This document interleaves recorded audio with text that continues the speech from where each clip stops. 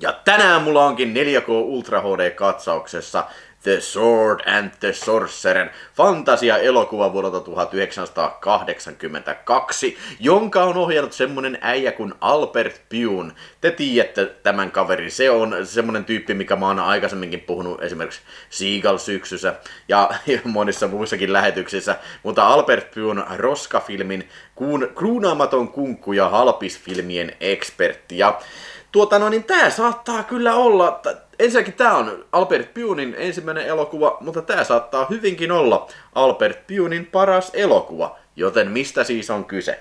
No siis tää on miekka- ja magia-filmi, ja tämä tuli itse asiassa muutama viikko ennen Conan Barbaria tuli 82 keväällä sitten. Puhuin itse asiassa mun 82 vuoden elokuvat lähetyksessä tästä filmistä, ja se oli silleen, että Albert Pyun oli haistellut, että nyt Excalibur teki kunnon tuotot lippuluukulla, ja näyttää siltä, että jengit ja varsinkin tämmöiset varhaisteinit ja teinit tuntuu niinku nauttivan, teinikäiset pojat tuntuu varsinkin nauttivan tämmöisestä miekka- ja magia-elokuvista. No sitten pitchasi tämän idean studiolle ja siitä sitten tuottaja, jonka nimi, mä en muista ikinä, mutta se on tässä tää Brandon Chase, mikä muuten meinas ohjata, omia ohjaajakreditin tästä, mutta se on oikeasti Albert Pyunin elokuva. Brandon Chase tuotti tämän elokuvan ja sitten ne päätti tehdä tämän sillain niin kuin, mielestäni oikea päätös, päätti tehdä tästä R-rated elokuvan, tiesi, että pojat rakastaa paitsi miekkaa ja magiaa, mutta myös verta ja tissejä. Kyllähän tässä löytyy kumpaakin näitä ainesosaa sitten ihan riittämiin.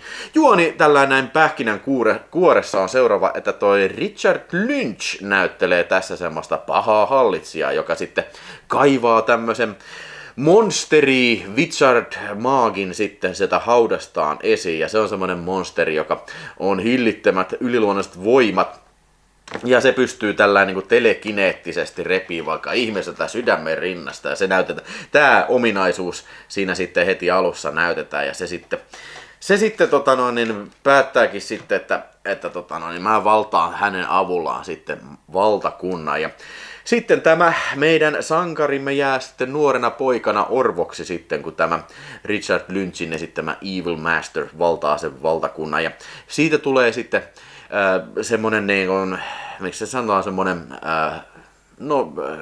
vaeltava taistelija sitten tästä Lee Horsleyn esittämästä pojasta sitten. Ja tällä oli semmoinen hauska yksityiskohta tässä, että Lee Horsleyllä, meidän sankarillamme on tässä elokuvassa semmoinen miekka, joka ampuu pieniä miekkoja. Se on uskomaton ase. Se on mun mielestä helkkari hauska idea kyllä. Sitten tämmönen valtakunnan sitten kapinallisryhmä sitten ottaa tähän yhteyttä kauniin kauniin naisen muodossa sitten, jota esitti näyttelijä Kathleen Beller sitten, ja se sitten lupaa sitten, että auta pelastaan tämän kuninkaan, eli Richard Lynchin käsistä hänen veljensä, jota se pitää vankina, niin saat mitä haluat. Ja meidän suoraselkäinen, moraalisesti vahva sankarimme sanoo, että no, mä haluan sut. Eli haluaa sitten tämmöisiä seksuaalisia palveluita sitten täältä meidän prinsessalta, ja sanotaan nyt vaikka prinsessalta, mä en muista mikä hänen ammanttinsa tässä oli. Mutta anyway, hän hieman vastahakoisesti suostuu sitten tämmöiseen Me Too-tarjoukseen, ja siitä sitten tämä meidän seikkailu oikeastaan alkaa. Siinä mennään sitten tyrmään ja pelastetaan vankeja ja taistellaan, ja niin on ihan hyviä verisiä kohtauksia. Esimerkiksi mieleen tulee ekana se, kun yhtä äijää lyödään miekalla päähän, niin pää halkee oikein kunnolla. Ja sitten lopussa oli kans ihan vaikuttava lopputaistelu siinä, missä on ihan hyvät erikoistehosteet tässä. Mullahan on tässä, nämä on monta kertaa on esitellyt, tässä on tää fiksi, mikä on helkkari harvinainen, tää julma miekka. Se on leikattu, sitä puuttuu lopusta, ainakin puuttuu väkivaltaisia kohtauksia. Ja sit mulla on tää Atlantic Filmin DVD, joka on Atlantic Film, Future-filmin DVD, joka on siis leikkaamaton, mutta widescreen-kuvalla, mutta kuvanlaatu, koska tämä on ihan 2003 vuoden julkaisu, kuvanlaatu todellakin jättää toivomisen varaa tässä, mutta onneksi meillä on sitten Scream Factory, joka on tuonut sitten tämä obskuurin filmin sitten ei pelkästään Blu-raylle, vaan meillä on uusi hieno 4K Ultra HD masterointi vuodelta 2021. Joo, ensimmäisen täytyy sanoa kyllä kuvanlaadusta, että oikein hyvä, siis verrattuna DVDn kuvanlaatuun, VHS sen puhumattakaan, siis kuvanlaadun laadun ero on huikaiseva, ja totta kai se on, koska uusi masteri ja uusi restauraatio ja niin, mutta näin yleensä 4K Ultra HD julkaisujen seassa, niin ei tää mikään ihan mistään, ei tää mikään semmoinen high-end standardi oo, mutta tässä on ihan kivoja värejä kuitenkin, siis tässä on Dolby Vision värikäsittely. Ja tässä on semmosia kohtauksia, missä on vähän hämärämmässä ollaan, ja tässä on kohtauksia, missä on paljon punasta ja sinistä, joten tämmöiset kohtaukset juuri tulee mun mielestä hyvin oikeuksiinsa. Mutta tosiaan pitäisi katsoa melkein tää Blu-ray, mikä tässä paketissa on, jotta voisi sanoa sitten, että onko tää oikeasti tuoks tää niin kauheasti tää 4K Ultra HD tähän lisää, koska tää Blu-ray sitten on varmasti samasta masterista veistelty. Mutta ihan kivasti on tarkkuutta kuvassa ja filmirakeet on tallella, ei ole mitään DNR-suttausta ollut siinä, eikä mitään semmoista. Audio oli stereo-audio, se on ollut alun perin jopa tässä filmilläkin tai VHS-lläkin stereo. No en mä kyllä usko, että onko tää Nordic Video oikeasti hifi-äänellä, mutta tässä ylpeänä lukee Dolby Stereo. Joten alkuperäinen stereo-ääni on tässä ääniraidalla, eikä mitään sen ei ole lähdetty mitään DTS-ää, kun siis Dolby Atmosta ei ole lähdetty tänne tekemään sitten kyllä. Elokuvassa on tuttuun Shout Scream Factory tapaan. Tässä on englanninkieliset tekstit, siis for the hearing impaired, eli niissä ne kuvataan ne äänitehosteet ja näin. Se on yleensä standardi näissä jenkkijulkaisuissa kyllä.